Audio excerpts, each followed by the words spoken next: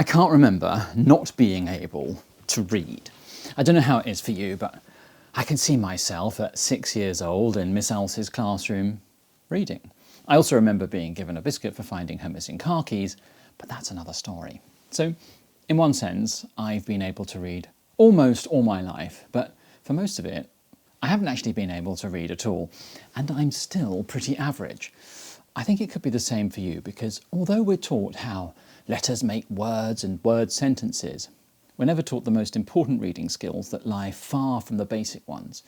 Because, odd as it may seem, reading is not about words or sentences or even paragraphs. It's about something else entirely that words just facilitate.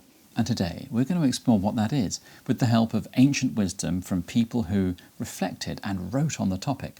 Seneca, John Locke, Virginia Woolf, who I know isn't ancient, but she wrote an interesting essay on the subject to discover the key to reading for wisdom, insight and enlightenment that your school didn't teach you.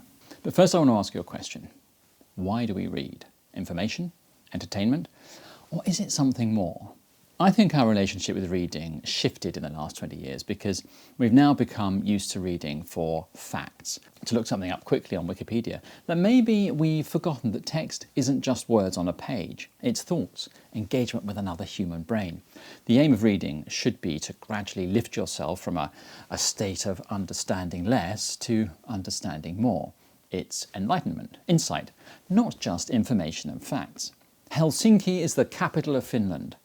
That is a fact. You can read it, but has it increased your understanding of the world or yourself, or given you any insight? Probably not. But so much reading is of this type. It's another type of reading that I want to discuss here. Reading that isn't immediately understandable. Reading that challenges, that has the power to elevate. The older I get, the more I reflect on my school days. It's strange, the further away they are behind me, the closer they appear ahead of me. And I vividly remember sitting in a physics class and being asked a question by my teacher, who was a lovely man if you ignored his personal hygiene problems. Doing so was a challenge. The question was about Newton's laws of motion, a concept I thought I understood. I could recite them word for word. You know those containers you find in some factories? They're sort of inverted pyramids with a hole at the bottom which is covered, and when you push a button it opens, and the contents, which are usually grain or sand or some other material made of small solids that can float, they come out. Is it a hopper? It might be a hopper. The question was, if the hole opens and the contents drop into a lorry below, and the lorry contained a set of scales to measure the weight of the materials falling into it, what would the graph of that weight look like over time? I got that question wrong, and my friend sitting next to me, who was very bright, we're still friends now, he's a top corporate lawyer in London, which is a shame because he should have gone into science or medicine, but he got it right. And the two of us sitting there next to each other, frozen in time in that classroom, are the perfect illustration of reading for information and reading for insight, which is what he did. It's seeing through the words to the ideas and concepts underneath, because those ideas and concepts come from another human mind, a mind that observes and interacts with the world, and through those interactions derives, after thought and reflection, certain insights about the world, which that mind then converts into words so you and I can read them. But reading isn't enough. What we're actually aiming to do is reverse engineer the original process. Read the words, reflect and think about them, understand the concepts, and then explore how they relate to us, the world we live in, and our experience of that world. You're trying to get inside the head of the writer and understand what it was that caused them to write the words they did. It is the connection of two thinking beings, and not merely the scanning of words on a page. And if I had understood that back in the physics classroom, I might have answered the question correctly. And if you're interested, I'll give the answer at the end of the video. Incidentally, I think this is why LLMs are not the route to artificial general intelligence. They're good at manipulating words, but words are just the best way we have of representing thoughts and ideas. Thoughts and ideas based on experience of interacting physically and mentally with the world. On reflection about experiences, feelings, emotion and understanding. But separate words from those origins and they're meaningless. My cat has more experience interacting with the world than an LLM. And Mango and I have experiences of the world which are some ways similar, except that I don't chase mice. I did once. They're very difficult to catch. But we both know what it feels like to, for example, get wet. But an LLM doesn't, which is why its writing will always be superficial, and will encourage exactly the type of reading which leads to shallow understanding of the world. Text, not thoughts. I promised you ancient wisdom, and that's coming, because writers and thinkers have explored this topic throughout enlightened human history. Seneca, in his Letters from a Stoic, discusses reading. He was writing about 2,000 years ago and said about reading that you must linger among a limited number of master thinkers and digest their works if you would derive ideas which will firm hold in your mind. When a person spends all of his time in foreign travel, he ends up having many acquaintances, but no friends. He's saying we need to reflect on what we read and interact with it using thought to understand and assimilate the ideas into our minds as we do with food into our bodies. In 1690, John Locke wrote an essay concerning human understanding, where he says it's the operations of our minds which are a source of ideas, perception, thinking, doubting, reasoning, knowing, willing. These, combined with reflection, make the difference. And he returns to that idea when writing about reading, where, he says, reading furnishes the mind only with materials of knowledge.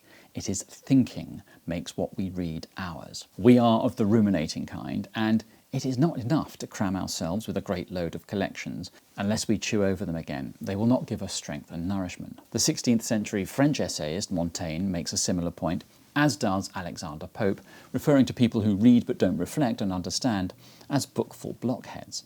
There is some consensus among people who've thought about this that reading is not enough. What then should we do?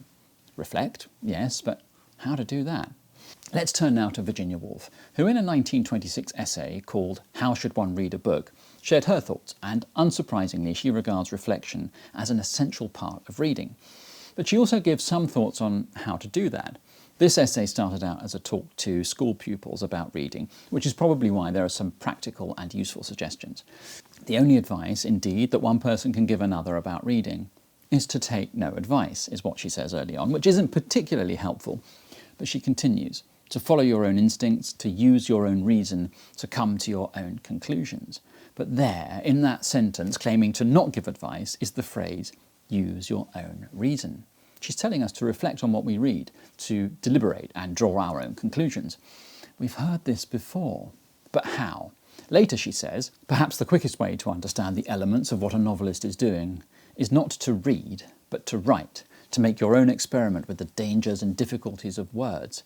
It's that reverse engineering we mentioned before. If we better understand the process of turning thoughts into words, we'll be more adept at turning words back into thoughts. She says, recall then some event that has left a distinct impression on you, but when you attempt to reconstruct it in words, you will find that it breaks into 1,000 conflicting impressions.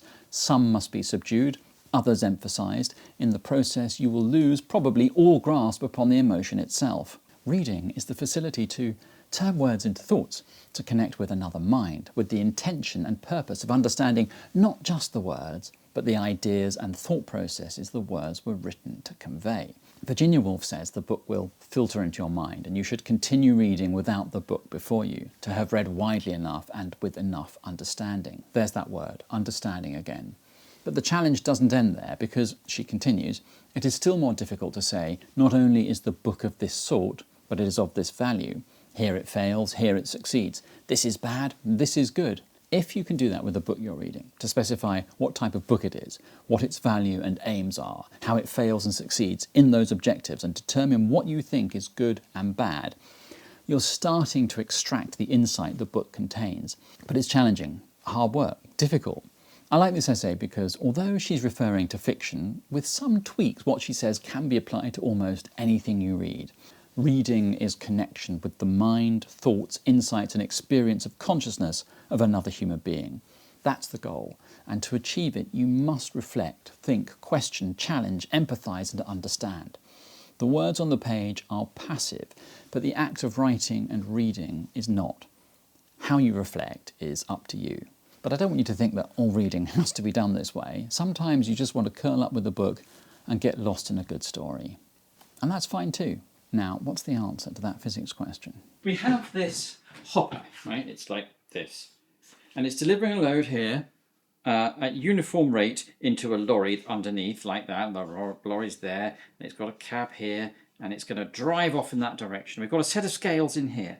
And as this load is delivered into here, the scales measures the weight of what's coming in And we just need to draw a graph of that over time. Now, you might think, if it's delivering it at a uniform rate, if this is the weight or the force, and this is time, that because it's uniform, it's going to go up like that and then level off.